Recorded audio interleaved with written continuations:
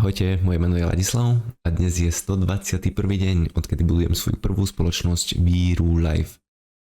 V súčasnosti sme stále vo fáze 2, čo znamená, že pracujem na webovej stránke, ale konečne som dokončil stránku Filozofia, na ktorej robím prakticky od začiatku januára.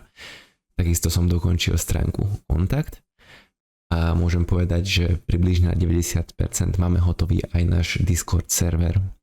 Do konca fázy 2, teda do konca januára, máme ešte 9 dní a som dosť optimistický, nakoľko som našiel nový spôsob práce, ako pracovať rýchlejšie a kvalitnejšie a toto by som vám dneska chcel ukázať. Tak poďme sa na to pozrieť.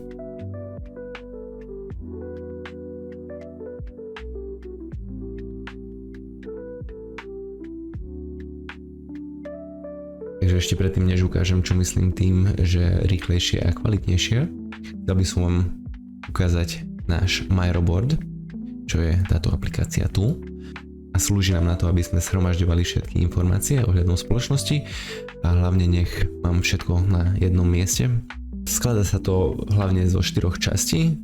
Naľavo je plán, tu na hornej pravej strane je náš pláčik, kde sú všetky informácie vlastne ohľadom našej spoločnosti, ako napríklad náklady, sociálne siete, z čoho sa skladá web, potom také všeobecné informácie a poznatky.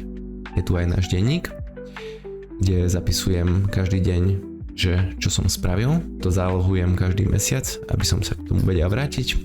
Máme tu kalendár na 2 roky dopredu. A na dolnej strane je náš projekt Ourstats, aplikácia, ktorú vyvíjame. Plán máme rozdelený na 4 fázy. Prvá fáza je hotová, v súčasnosti robíme, ako som spomínal, na druhej fáze. A tu konkrétne máme už hotový plán, máme hotovú filozofiu, máme hotové kontakty a robím práve na Discorde, ktoré je už tiež skoro hotové. A to vám ukážem hneď. Ale na to, aby som vám ukázal, že ako pracujem po novom a ako robím webovú stránku a ako odporúčam robiť pre tých, ktorí nemáte veľa skúseností, keby ste náhodou chceli robiť webovú stránku, tak je to veľmi jednoduché. V prvom rade by som vám možno ukázal presne na tej stránke Filozofie, ako som pracoval. Takže na začiatku som samozrejme mal už nejakú všeobecnú víziu o tom, že čo je naša filozofia a všetko som napísal AI a mi vyplula umelá inteligencia nejaký text, ktorý vyzeral takto.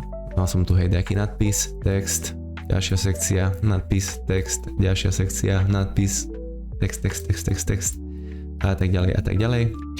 A teraz by som vám ukázal, vyzerá takto. Takže podľa môjho subjektívneho názoru stránka je pekná, hej. Kebyže to mám robiť sám, tak asi to vyzerá tak, jak som vám ukazoval pred chvíľou, nadpis, text. Ale veľmi dôležité bolo si uvedomiť jednu vec a to sa volá, že UX. UX v angličtine znamená, že User Experience, čo znamená, že užívateľ, ktorý príde na stránku, že aký má celkovo zážitok tej stránky. Takže napríklad tu je sekcia 4 piliere Víru Life a vyzerá to takto, hej.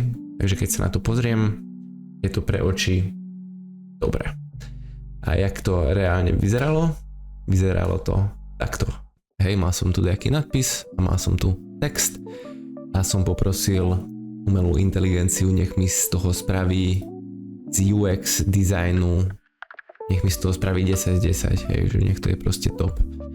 Obsah textu sme už presne takýmto štýlom doladili a ešte sme chceli UX design na 10 z 10, takže presne mi dal, hej, poprvé vertikálny rytmus, čo znamená, že chcel nech za každou vetou je nejaká iná výška, hej, vzdialenosť medzi vetami, nech je iná. Tu napríklad chcel odporúčanie, že nech daktorý odsek konkrétne je buď bold, hej, že nech je hrubá, alebo nech ju dáme zelenou. Tu dal konkrétne kvalita našho života, hej, tak začína veta.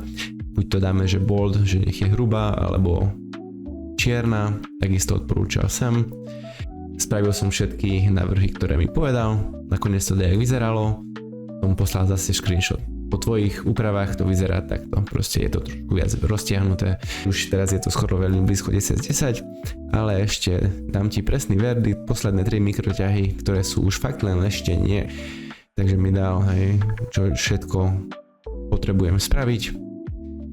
Zatiaľ písal, že je to 9,6/10 a ideme na 10/10. A keď toto všetko som spravil, tak som zase poslal screenshot, teraz to už vyzerá takto po tvojich úpravách. A áno, toto je ono, ak mám byť presný, 10/10. Ak mám byť ešte presnejší, tak 9,9/10. Takže tu mi ešte odporúčal ďalšiu vec, ktorú môžem spraviť.